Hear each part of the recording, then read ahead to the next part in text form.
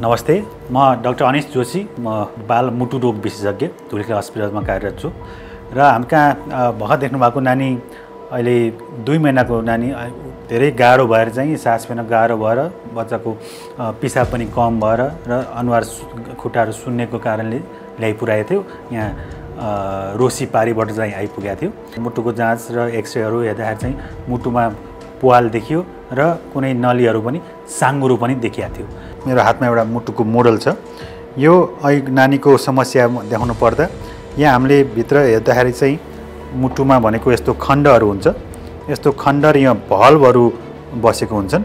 यो खण्डमा यो दूषित हामीले चलाइसकेको रगतहरू आउने गर्छ भने यहाँबाट चाहिँ यो फोक्सोमा जाने गर्छ र फोक्सोमा गएर अक्सिजन हामीले लिइसकेपछि अक्सिजन पाइसकेको रगत सफा रगत चाहिँ यो सानसानो नलीबाट चाहिँ यताको खण्ड बायाँ खण्डमा जान्छ र यो भल्भ हुँदै यो ठुलो खण्डमा आउँछ र यो खण्ड बायाँ खण्ड चाहिँ यसरी हामीले यो नलीबाट चाहिँ शरीरको सबै भागतिर सप्लाई गर्ने हुन्छ।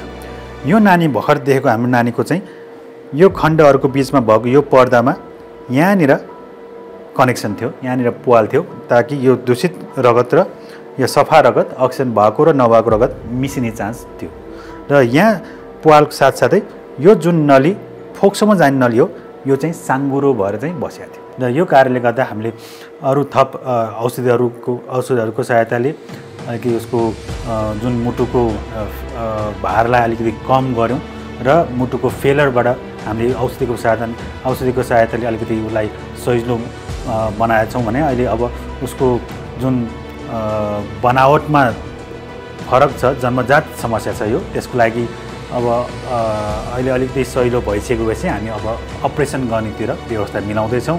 यहाँ डेलिभरी भएको सबै शिशुहरूको हामीले स्क्रिनिङहरू गर्ने गरेका छौँ। स्कुलमा गएर बच्चाहरूको स्क्रिनिङ क्याम्पहरू पनि गर्छौँ। मुटुमा समस्या देखियो, शङ्का लाग्यो, मुटुमा समस्या जस्तो लाग्यो भने चाहिँ हामी छातीको एक्सरे गर्छौँ, इसिजी गर्छौँ र इको पनि गर्ने गरेका छौँ।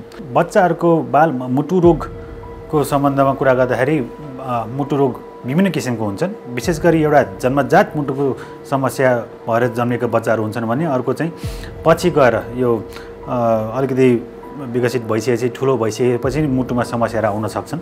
अलिक ठुलो भइसकेपछि यो स्कुल जाने बेलामा यसमा पनि अलि यो बाथ मुटु रोगको समस्याहरू भेटिन्छ, जुन चाहिँ बाथ मुटु रोगले गर्दा यसमा भल्भहरू सुन्निने, भल्भले राम्रोसँग काम नगर्ने र भोलिपर्सि गएर त्यसले काम नगरेपछि अपरेसन गर्नुपर्ने यस्तो अवस्था पनि यो ठुलो भइसकेपछि पनि यो एक्वायर्ड हार्ट डिजिज भन्छौँ त्यस्तो पनि देखिन्छ र कहिलेकाहीँ कुनै यो इन्फेक्सनहरूले गर्दा यो अरू इन्फेक्सनहरूले गर्दा मुटुमा पनि इन्फेक्सनहरूको यो समस्याहरू बढ्न सक्छ।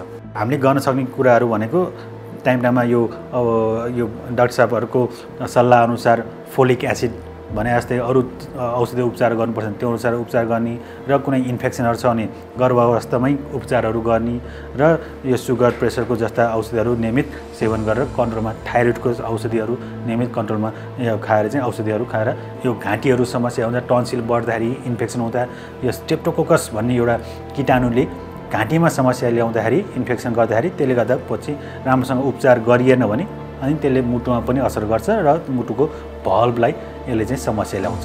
त्यही भएर यसको पनि रोकथाम गर्नको लागि हामीले टाइममै टन्सिल भएको बेलामा डाक्टरहरूको परामर्श गरेर त्यसको एन्टिबायोटिक चाहिन्छ कि औषधिहरू उपचार हेरेर चाहिँ उपचार गर्नुपर्छ भने त्यो टाइममै उपचार गऱ्यो भने त्यसबाट पनि बच्न सकिन्छ।